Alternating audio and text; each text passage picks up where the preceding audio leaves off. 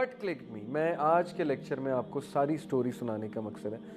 کیا وہ چیز تھی جس نے کلک کیا مجھے اور مجھے اس جرنی پر آنے پر مجبور کیا. اور یقین کریں سب اللہ کا پلان ہوتا ہے ڈیفینیٹلی. اور جس طرح اللہ نے مجھے مختلف لوگوں سے ملایا وہ انبلیویبل. ڈاکٹر ذاکر نائک سے متاثر ہوئے شروع میں، پھر ڈاکٹر اسرار رحمہ اللہ سے متاثر ہوئے ظاہرہ شروع میں، اور اس کے بعد ڈاکٹر انس نظر سے ملاقات ہوئی، مغیرہ سے ملاقات ہوئی، پھر مجھ جیسے لڑکے کا جو ایک ٹائم پہ بینڈ بنانا چاہتا تھا، سنگر بننا چاہتا تھا، اس کا اٹھ کے دبئی چلے آنا ٹریننگ لینے، پبلک سپیکنگ کی، وہ بھی دعوت کے کام کے لیے. یہ کیسے پاسبل ہے؟ میرے دوست یقین ہی نہیں کرتے، کہتے ہیں کہ ہم تو تو وہ لڑکا تھا جو وہ باتیں کرتا تھا ایکٹنگ کے حوالے سے اور سنگر بننا ہے اور ماڈل بننا ہے اور یہ اور وہ، تو کہتے ہیں وہ تو ہمیں تو یقین ہی نہیں آتا یہ کیسے ٹرن ہو گیا. یہ اللہ کی طرف سے ہوتا ہے، اور جب اللہ کی طرف سے ہو، اللہ دل میں بات ڈال دے، پھر بندہ رکتا نہیں ہے. الحمدللہ یہ ساری چیزیں، میرا ٹریننگ لینے جانا، علماء کے پاس بیٹھنا، پڑھنا، دین کی تعلیم حاصل کرنا، دعوت کے کام میں کنسسٹنٹ ہونا، یہ میرے لیے بھی ایک بہت عجیب واقعہ ہے. کبھی کبھی یقین ہی نہیں آتا، یقین کریں، لیکن اللہ استقامت دیے ہوئے، اللہ نے کام لینا ہے، اللہ لیتا ہے کام. اللہ مزید ہمیں استقامت دے. تو ٹو وائنڈ اٹ آل اپ، انشاءاللہ اس کا پارٹ 2 بھی میں آپ سے شیئر کروں گا. وٹ کلکڈ می، وہ کیا چیز تھی جس نے مجھے کلک کیا، جس کی وجہ سے میں سوچنے پہ مجبور ہوا. شاید آپ بھی اس کو ریلیٹ کر پائیں. نمبر 1، پہلا سوال جو مجھے کلک کیا وہ یہ تھا کہ لائف اتنی آرٹیفیشل کیوں ہے؟ ہر چیز آرٹیفیشل ہے ہماری سوسائٹی میں، رویے آرٹیفیشل ہیں، دوستیاں آرٹیفیشل ہیں، مطلب لوگ، رشتہ داریاں آرٹیفیشل بنی ہیں، جاب کلچر آرٹیفیشل ہے، پروفیشنل ایتھکس، ایک دوسرے کے لیے خوش ہونا، برتھ ڈے سیلیبریٹ کرنا، لیکن پیچھے جا کے وہ ریلیشن نہیں ہے، ایک دوسرے سے حسد بھی کرنا. مطلب ہمارے معاشرے میں نا بہت آرٹیفیشل چیزیں. مجھے بہت کلک کرتی تھی کہ یار یہ آرٹیفیشل جو ہم نے ایک پورا لائف سٹائل بنا لیا ہے، کیا یہی لائف ہے؟ جب میں دین کی طرف آیا مجھے خالص لوگ ملے، مجھے خالص پن نظر آیا کہ یہ ہے، یہ لائف ہے اصل میں. جب میں نے رسول اللہ صلی اللہ علیہ وسلم کی سیرت پڑھی تب مجھے خلوص اور خالص چیز نظر آئی. اچھا یہ ہے خالص چیز جس سے ہم کوسوں دور ہیں. اس وقت ہم نے آرٹیفیشل لبادہ اڑا ہوا ہے، لوگوں کو خوش کرنے کے لیے ہم جی رہے ہیں، ہم لوگوں کو متاثر کرنے کے لیے جیتے ہیں، سب آرٹیفیشل ہے. اللہ کے غلام بن جاؤ، آرٹیفیشل لائف سے نکل آؤ. لیکن جب اس آرٹیفیشل پن سے نکلے، اللہ مل گیا تو پھر آنکھیں کھل گئیں. تو یہ چیز مجھے بڑی کلک کرتی تھی کہ یار یہ سب آرٹیفیشل ہے.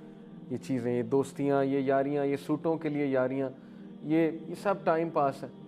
بعد میں مخلص دوست وہی ہے جو آپ کو دین کی طرف لائے، جو آپ کو کریکٹ کرے، جو آپ کا آخرت کا جو ہے وہ خیر خواہ. یہ مجھے بعد میں پتہ لگا. دوسرا سوال، ایم آئی ہیپی، کیا میں خوش ہوں؟ کیا میں واقعی خوش ہوں؟ اپنے آپ سے اندر سے پوچھوں میں خوش ہوں؟ اور آنسر تھا نہیں، نو، بگ نو. وہ خوشی کا کیا فارمولہ ہے؟ مجھے خوشی اور تسکین کیسے ملے گی؟ اس فارمولے کی جستجو میں جب میں چلا اور قرآن تک پہنچا تو قرآن پڑھ کے جو تسکین مجھے ملی، بس وہ میرے لیے آنسر تھا. یہ خوشی.